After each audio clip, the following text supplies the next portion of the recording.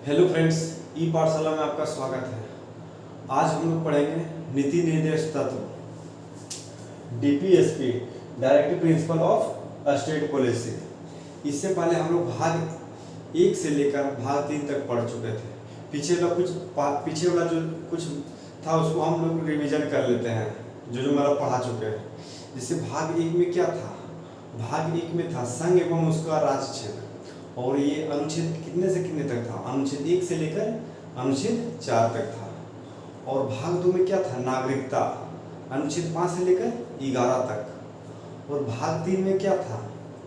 तो भाग 3 में था मौलिक अधिकार, अनुच्छेद कितना से? अनुच्छेद 12 से लेकर अनुच्छेद 35 तक। और 14 से 18 तक क्या था? समानता का अधिकार। और 19 से 22 तक क्या था? स्वतंत्रता का अधिकार। 27 और 24 क्या था? शोषण के विरुद्ध अधिकार। और 25 से लेकर 28 तक क्या था? धार्मिक स्वतंत्रता का अधिकार। और आर्टिकल 29 और 30 में क्या था? शैक्षणिक, मतलब ये आर्टिकल 29 और आर्टिकल 30 में मतलब था कुछ शिक्षा एवं संस्कृति था। और आर्टिकल 31 में क्या था? संपत्ति का अधिकार, जो कि उसको हटा करके कब हटाया गया था? 44वां संविधान संशोधन द्वारा 1978 में उसको हटा कर क्या काट दिया गया था? कानूनी अधिकार में। और कितने में रखा गया था? अनुच्छेद 300 का को में रखा गया था। और आर्टिकल 32 में क्या था? संवैधानिक उपचारों का अधिकार। तो ये सब मेन आर्टिकल था, इसको हम लोग रिवीजन कर लिए। और देखते हैं आज क्या है? भाग 40 में क्या? नीति निर्देश तक कुछ DPSP, direct principle of state policy. भाग ये क्या कहता है? भाग 4 में क्या है?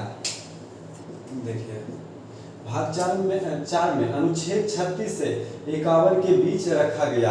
अनुच्छेद 26 से लेकर 51 तक इसमें नीति निर्देश तत्व है। इसे आयरलैंड के संविधान से लाया गया है, तथा आयरलैंड ने इसे स्पेन के संविधान से लाया। इसको किस संविधान से लाया गया था? तो आयरलैंड के संविधान। लेकिन आयरलैंड ने इसे कहाँ से लाया? स्पेन ने। अब पूछा जाए स्पेन ने कहाँ से लाया था, तो वो स्पेन वो खुद बनाया था।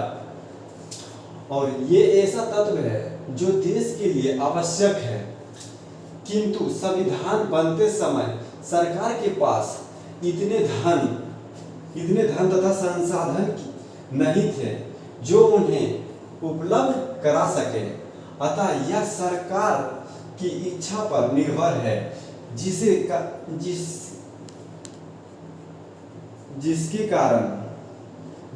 कारण केटी शाह ने कहा है कि नीति निर्देश तत्व उस चेक के समान है जिसका भुगतान बैंक अपनी इच्छा अनुसार करता है।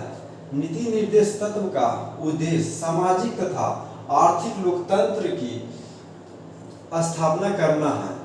एक मतलब इसमें क्या कहा गया? एक समाज की स्थापना करना है। और आर्थिक, जैसे आर्थिक रूप से कोई पिछड़ा वर्ग हो तो उसको क्या करना? सहायता करना। और देखिए अनुच्छेद 36 में क्या है? अनुच्छेद 36 में क्या? राज्य की परिभाषा। और यही आर्टिकल 12 में भी आप क्या पढ़े थे? राज्य की परिभाषा। तो आर्टिकल 12 और आर्टिकल 36 दोनों एक ही है। अगर जो एग्जाम में दोनों दे दिया जाए तो आप आर्टिकल 36 नहीं मार के आर्टिकल 12 मारेंगे। लेकिन अगर जो ऑप्शन में रहेगा इनमें दोनों में से दोनों, तो आप दोनों को मारेंगे। मतलब जैसे ये रहेगा और सी में रहेगा ये दोनों, तो दोनों मारेंगे। और अनुच्छेद 37 में क्या है?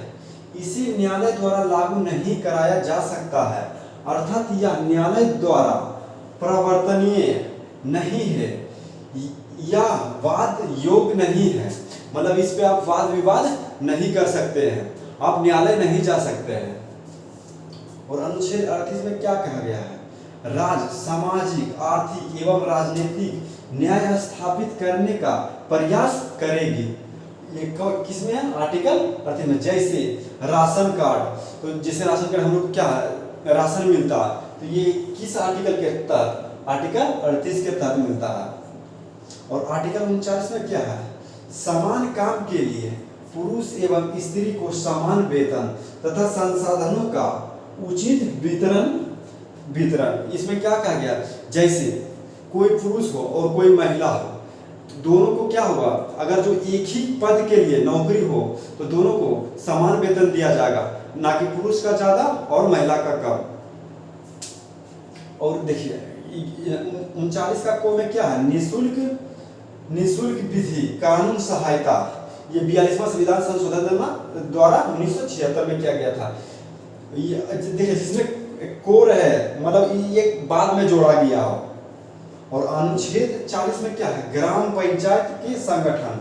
तो ग्राम पंचायत का संगठन किसने किया था, तो महात्मा गांधी ने। इसीलिए 2 अक्टूबर, सबसे पहले अगर ग्राम पंचायत बोलेगा कि किस राज्य में स्थापना हुआ था, तो आप राजस्थान में हुआ था। कब हुआ था, 2 अक्टूबर 1959 ईस्वी को। और देखिए अनुच्छेद 41 में क्या है, कुछ दशाओं में सरकारी सहायता जैसे काम, शिक्षा प्राप्त करना, जैसे वृद्धा पेंशन, ये किसके तहत मिलता है, आर्टिकल 41 के तहत। विधवा पेंशन किसके तहत मिलता है, आर्टिकल 41 के तहत। तथा विकलांग को साइकिल मिलता है, किसके तहत, आर्टिकल 41 के तहत। ये सब प्रबंध किसमें है, अनुच्छेद 41 के तहत। और इससे आगे जो बचे हुए हैं उसको देखते हैं इसके बाद। अब हम लोग देखते हैं अनुच्छेद 42। इसमें देखिए क्या है, अनुच्छेद 42 में क्या है, न्याय संगत कार्यों की मनोचित दशा तथा प्रसूति सहायता उपलब्ध कराना, जैसे गर्भवती महिला द्वारा कठोर शारीरिक श्रम न कराना। न्याय संगत देखिए यहाँ न्याय संगत तथा कुछ क्या है, मनोचित कार्य, मतलब जैसे कोई विकलांग व्यक्ति हो और एक नॉर्मल व्यक्ति हो, तो क्या विकलांग को भी उतना ही काम करना चाहिए जितना नॉर्मल व्यक्ति को, इसमें उसको क्या कुछ सहायता देना चाहिए। और यहाँ देखिए प्रसूति सहायता, जैसे कोई गर्भवती महिला हो तो उसको हम लोग क्या, जैसे सरकारी नौकरी में तो उसको 3, जैसे डिलीवरी जिस समय हुआ उसका 3 महीना उसको पहले छुट्टी दे देते हैं और 3 महीना बाद तक। और लेकिन उसमें कहा गया कि उसका सैलरी नहीं काटा जा सकता।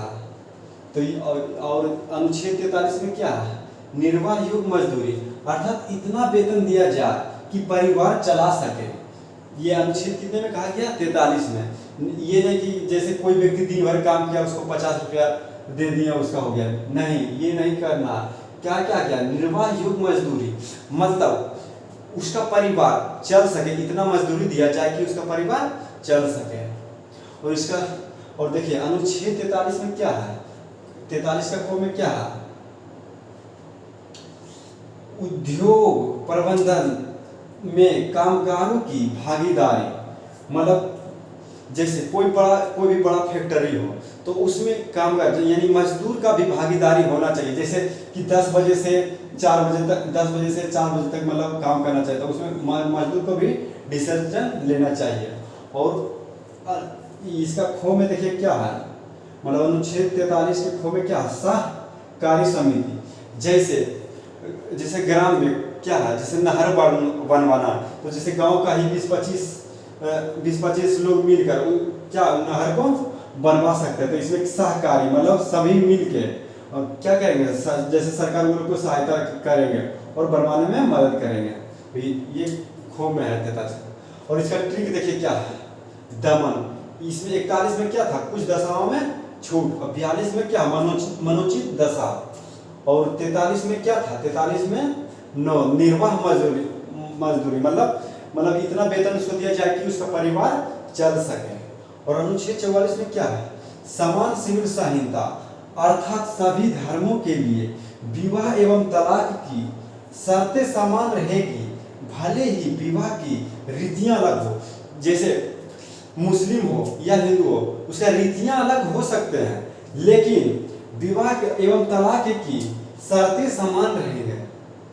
और देखिए अनुच्छेद 45 में क्या है, 6 वर्ष के कम आयु के बच्चे के स्वास्थ्य का ध्यान रखना सरकार की जिम्मेदारी है, तथा 6 से 14 वर्ष की आयु के बच्चे की निःशुल्क शिक्षा देना सरकार की जिम्मेदारी। निःशुल्क शिक्षा यानी प्राथमिक शिक्षा, कितने, 6 से 14 वर्ष के बच्चों को निःशुल्क शिक्षा देना ये किसका, सरकार की जिम्मेदारी है।